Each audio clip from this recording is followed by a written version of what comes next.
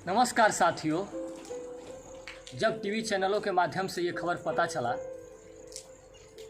कि बॉलीवुड में सुशांत सिंह राजपूत ने आत्महत्या कर लिए तो मैं इस खबर को सुनकर दंग रह गया।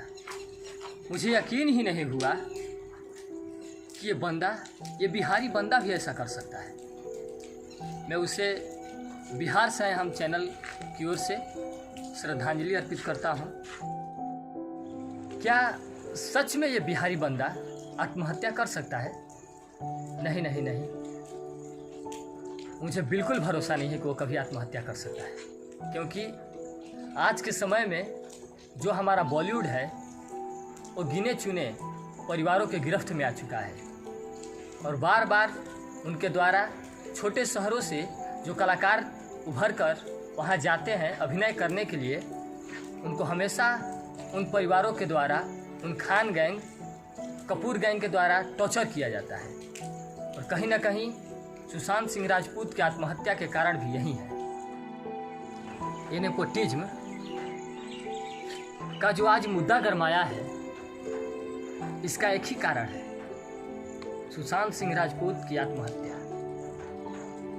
एक ऐसी घटना जो हम सबको झकझोर के रख दिया। ये बहुत बड़ा आगाज है। सुशांत ने जाते जाते ये मशाल जलाई है, इसे बुझाने की बहुत कोशिश की जाएगी। अगर कहीं बुझ गई तो उस बंदे की कुर्बानी यूं ही जाया हो जाएगी और खेल यूं ही चलता रहेगा। और न जाने कितने सुशांत इस परिवारवाद, भाई भतीजावाद के जाल में फंसकर इस तरीके से ही अपना जान दे देंगे।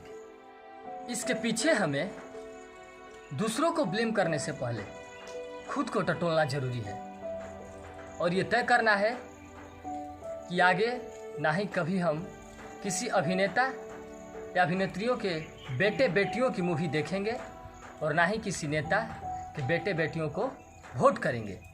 अगर ऐसा ही हम करते रहे तो आने वाले समय में ना ही एक साधारण घर का लड़का नेता बन पाएगा और ना ही कभी अभिनेता बन पाएगा। ये नेपोटिज्म या कहे तो परिवारवाद, भाई भतीजावाद बॉलीवुड में ही नहीं बल्कि आज के समय में शिक्षा का क्षेत्र हो गया, पत्रकारिता का क्षेत्र हो गया, तमाम क्षेत्रों में पांव पसार चुका है। और भाई साहब, जब ये बात निकली है तो दूर तक जानी चाहिए। जानते हैं, हम ही हैं जो नए कलाकारों की कभी कभी मूवी देखना पसंद नहीं करते हैं और जैसे ही किसी हीरो हीरोइन के टट्टी जैसे शक्ल वाले बेटे बेटियों का टट्टी जैसी मूवी आ जाती है तो उसको सुपरहिट करा देते हैं और उनकी घटिया हरकतों को क्यूट का नाम दे देते हैं और कहते हैं हाउ स्वीट यार। जब कपिल शर्मा की शो में अनन्या पांडे कहती है कि मैं अपनी जीभ से नाक छू सकती हूँ एंड इट्स माई टैलेंट। ऐसा है कि जीभ से नाक छूना और टैलेंट है और इस पे बॉलीवुड में अवार्ड मिलता है। तो हमारे यहाँ तो बच्चे जो जन्म लेते हैं वो तो अपने पैर के अंगूठे को मुंह में ले लेते हैं, उन्हें भी बॉलीवुड में ले चलो, उन्हें भी अवार्ड मिलना चाहिए, क्योंकि ये जो बॉलीवुड है आज के समय में वो ऐसे टैलेंट वालों को अवार्ड देता है। मैं भी हाथ घुमा के कान छू सकता हूँ, मैं भी अपनी एक पैर को कंधे पे रखकर एक पैर पे खड़ा हो जाता हूँ, मुझे भी बॉलीवुड में ले चलो, मेरा भी अधिकार है, मुझे भी अवार्ड मिलना चाहिए। हमारे बॉलीवुड में ऐसे टैलेंटेड एक्टर हैं कि जिनको एक ख्यालिया, जिन्हें ये पता नहीं है कि प्राइम मिनिस्टर और प्रेसिडेंट में क्या डिफरेंस होता है। एक है हमारे यहाँ की बिहारी बाबू की बेटी सोनाक्षी सिन्हा, जिन्हें ये पता नहीं है कि हनुमान जी ने संजीवनी बूटी किसके लिए लेकर आए हैं। और एक है हमारे यहाँ वरुण धवन, ओवर एक्टिंग का चलता फिरता दुकान, जिसको हमारे यहाँ की लड़कियाँ नेशनल क्रश मान बैठी हैं। ये जो खानदानी परंपरा बना रखी है ना स्टार बनाने की, इसे समाप्त करना ही होगा। इनके सपूत जिन्हें कलाकारी का क का भी ज्ञान नहीं है और उन्हें स्टार बना बैठे हैं, हम अभी भी नहीं समझे तो सिलसिला जारी रहेगा और एक उम्दा अच्छा कलाकार इसी तरह से अपनी ज़िंदगी की अंतिम कलाकारी करके जाते रहेंगे।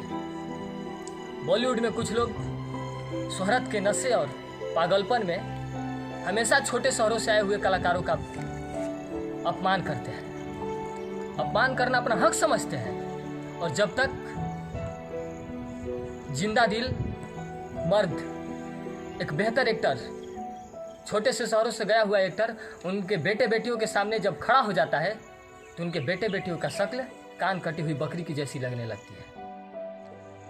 ऐश्वर्या राय, विवेक ओबराय, अरिजीत सिंह, नील नितिन मुकेश, सुशांत ही नहीं, अभिनव कश्यप जैसे कितने ही अब तक चुप्पी साधे लोग हैं जिनके करियर सलमान खान, करण जौहर, यशराज फिल्म, धर्मा प्रोडक्शन जैसे दैत्यों ने अपने पैसे, राजनीतिक रुतबे और अंडरवर्ल्ड लिंक से निगल गए। जब 2016 के फिल्म फेयर अवार्ड में डेब्यू एक्टर के लिए 2 फिल्में नॉमिनेट की जाती हैं, विकी कौशल की फिल्म मसान और आदित्य पंचोली के बेटे सूरज पंचोली की फिल्म हीरो, और यह हीरो जैसी फिल्म के लिए जिसमें एक्टिंग नाम की कोई चीज़ रहती ही नहीं है, उसके लिए सूरज पंचोली को बेस्ट डेब्यू एक्टर की अवार्ड दिया जाता है। और जो मसान जैसी फिल्म माइंड ब्लोइंग मूवी के लिए विकी कौशल को